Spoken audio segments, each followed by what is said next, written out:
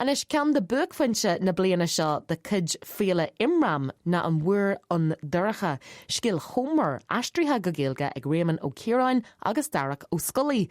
Hu é ingas ó Luchlan ar sunblas chun tilwa álamach faoin léirí spéisiúil se.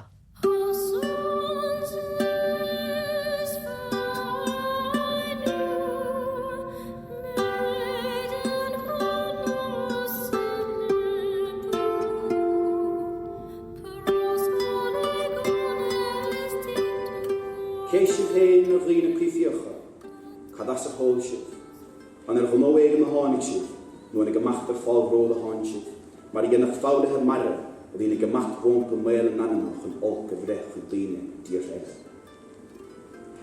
Cwydwch ar gri trasna o'r yn lysgein, rwyf o flod tol, agos y choswlwch fwydw. Ach yn un o'n sy'n hwgys ffegl gwnwrt. Is cynt y gyrol dit gras am 3 synnau, cnebig. Agus gur cumánach rwyf ghael y fwrn ar ffwd na ffalig y sy'n. Yr asli o bala dŵm, cwydwch ar malar trosin, a fwech y son ar hias. Tá scéal de Homer faoi Odysseus agus a chudachtrí is é géirí fille ar Ithaca mar a bhunachloch i bhilíocht na chorpa le 3,000 bliana nós.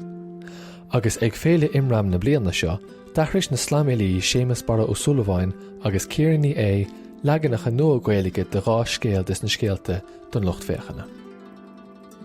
Raymond Ó Ciaráin agus Darach Ó Scully a dastrig na sleachta. Chur mé ceist ar Raymond ar dús conas go raibh siad na scéalta áirithe seo.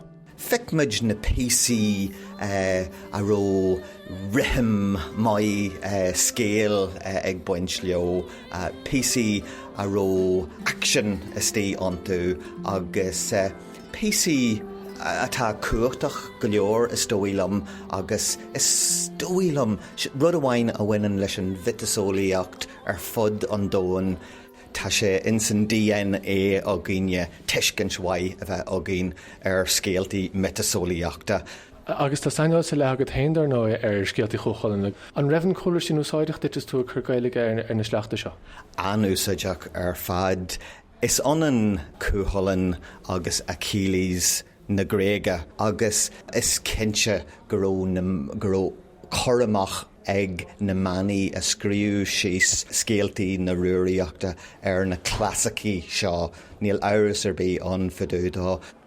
Bú an obair a chur isteach agus is fiú go mór an stró sin a dhéanú mar is séad na scéaltaí na Gréige se an Iliad agus an Odyssey a hosaí litríocht an éarthar. Éads na scéaltaí seo agus a démar tionachar mór ar vitasolaíocht dar gid héin a hanig 8 blian ina dhé litríocht na Gréige an seo. Tradiisiún béil a bhí ná de Homer ón géad lá. Chur mé ceiste Darach Ó Scully ar chabhar é na scéalta seo a bheith árá os ard ag fili ar linne.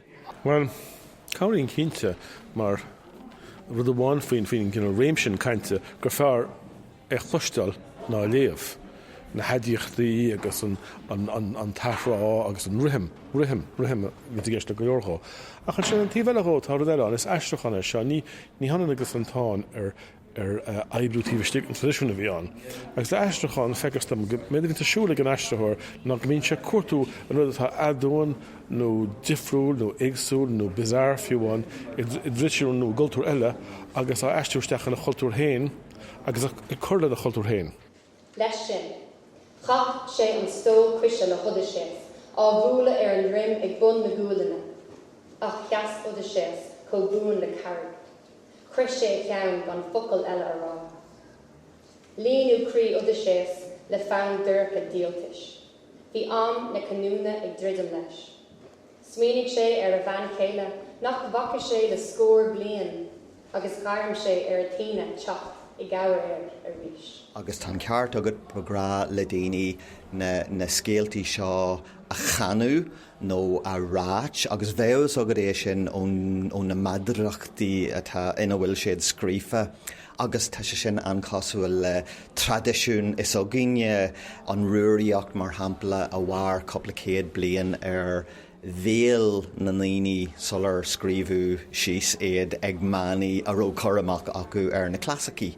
Ar bhealach ag chur géalaigh ar na scéaltaí seo ón tean gréagais tá an rá tiontaithe thart